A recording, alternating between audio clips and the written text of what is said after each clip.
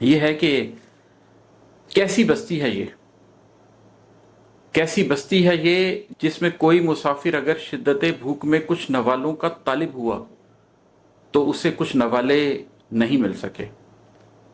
پیٹ بھرنا کجا، تپتے سورج کے نیچے کھڑے شخص کو آب کے دو پیالے نہیں مل سکے، انسیت کے حوالے نہیں مل سکے۔ اب آپ سوچ سکتے ہیں کہ یہ کس بستی کی بات ہو رہی ہے، جو اس زمانے کی اس بستی کی بات ہو رہی ہے یا آخر الزمان کے اندر اس بستی کی بات ہو رہی ہے۔ جانے کتنوں نے دیکھا اسے بھوک میں، پر کسی نے بھی اس کی کفالت نہ کی۔ اس نے چاہا اگر ملتفت ہو کوئی تو کسی نے بھی اس کی وکالت نہ کی۔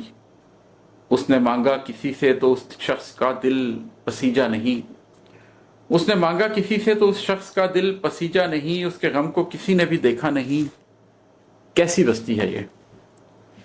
ایسی بستی میں تنہا اداس آدمی ایک دیوار کے سائے میں بیٹھ کر اپنے غم کو غلط کر رہا تھا کہ جب اس نے دیکھا کہ دیوار گرنے کو ہے، اس کی بنیاد تک بیٹھ جانے کو ہے، اور بنیاد کی کھوکھلی درز سے صاف دکھنے لگا اس کی تہ میں کہیں ایک خزانہ بھی ہے، اس کی تہ میں کہیں ایک خزانہ بھی ہے۔ اب یہ ایک واقعہ ہے جو موسیٰ علیہ السلام اور خضر علیہ السلام کو پیش آیا۔ اس بستی میں گئے، ان کو کسی نے کھانے کے لیے نہیں پوچھا، کسی نے پینے کے لیے نہیں پوچھا، اور وہ دیوار کے سائے میں بیٹھے تو پتہ چلا کہ یہ دیوار بھی اب گرنے والی ہے اور اس کی تہ میں ایک خزانہ بھی ہے۔ لیکن ایک بستی وہ ہے جس کے اندر ہم اب رہ رہے ہیں، اور اس بستی میں بھی معاملات ایسے ہیں کہ غریب کو پوچھنے والا کوئی نہیں ہے۔ اس گلوبل سویلائزیشن کے اندر ایک ایلیٹ کلاس ہے، اور اس ایلیٹ کلاس کے کچھ اپنے ہی دکھ ہیں، اس اپنی ہی خوشیاں ہیں، اور ان کو کچھ نہیں پتا کہ ایک پوری کی پوری نسل ہے جو کہ یتیم ہو چکی ہے۔ اور یہ بات صرف معاش کی نہیں ہو رہی، یہ بات سماج کی بھی ہو رہی ہے، یہ بات بنیادی اقدار کی بھی ہو رہی ہے، یہ اخلاقیات کی بھی ہو رہی ہے۔ وہ خزانہ جو بستی کی تہ میں چھپا ہوا ہے، اس دیوار کی بنیاد میں چھپا ہوا ہے، وہ کیا ہے؟ اب آگے سنیے۔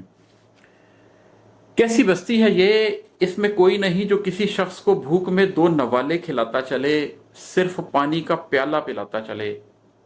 ایسی بستی میں کس کا خزانہ ہے یہ ہزاروں برس کی پرانی کہانی ہے یا آج ہی کا زمانہ ہے یہ؟ اب یہ واقعہ صرف ایک اس زمانے کا ایک واقعہ ہے جو قرآن میں واقعے کے طور پر آ گیا ہے، یا اس کی کچھ نسبت آج کے واقعے سے بھی ہے؟